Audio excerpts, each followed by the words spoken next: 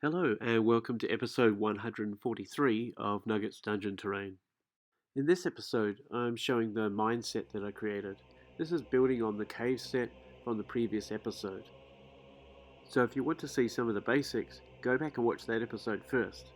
So this is a much shorter video with a lot less build tips. Here are the specific changes I made to make it more distinctively a mine. I embedded a cart track on every single tile. I used the width of this ruler as a guide. It's approximately an inch wide.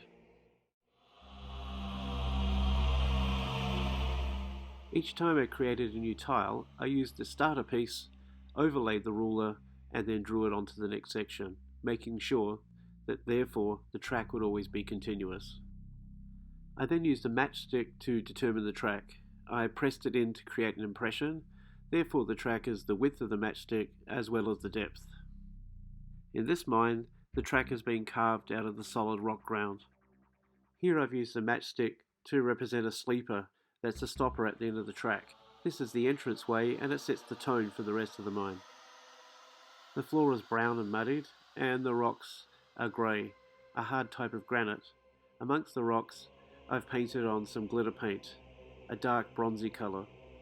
Just like in the cave build, the two different grades of rock indicate where there are walls. Where there are no walls but instead a cliff or a chasm, I've not placed any rocks and instead placed a jagged cut on the side. On narrow twisting passageways such as this, and on the bends, I've used a compass to draw out the same gauge. Then instead of laying the matchstick flat, I've used the end of it and continually pressed in lines until I've made the entire track. I know a lot of crafters create a raised track, something like you might see in a Wild West mine or in an amusement park. I like to imagine that whoever carved out this mine didn't necessarily have access to wood. Seeing as they have the ability to carve through solid rock, I imagine they probably wouldn't have too much trouble carving a groove into the ground. This is the objective room, it's where the track ends. At the very far end of it is a cliff that drops off into a large abyss.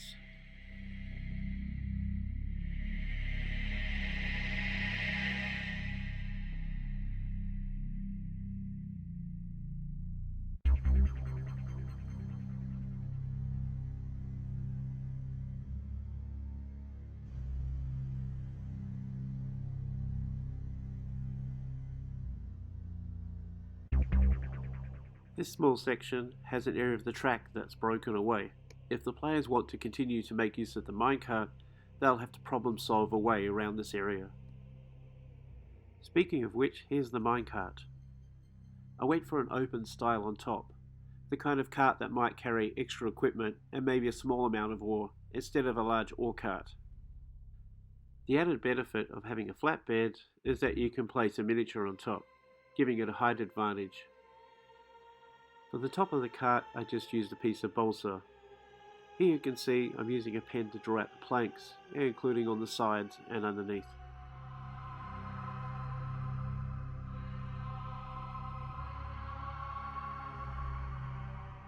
Some cross supports for the bottom. Onto these I'm going to cut off a couple of pieces of lollipop stick and use them as the axles.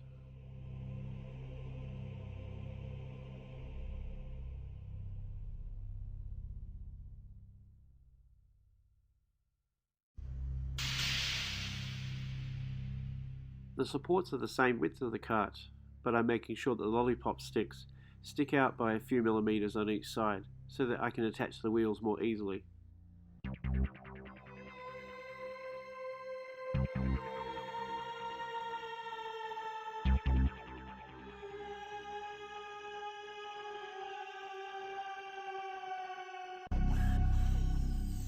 While the bottom is drying, I halve a matchstick and use it as a cross support on the top. These will be painted to look like a metal strip.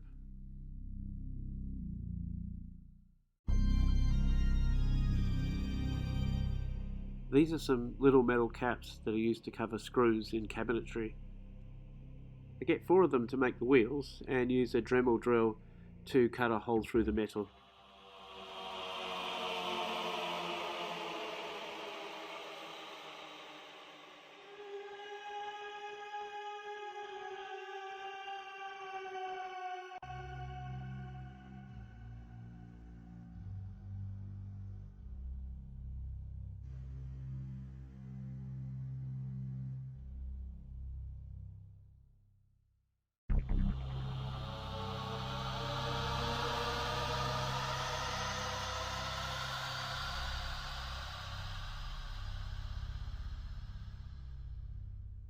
So there it is. As you can see, it looks more like a gear trolley. You'd probably place buckets full of ore instead of piling them up really high. But you could also place all your shovels and picks on here. And again, the advantage of making it flat is you can set a miniature on top.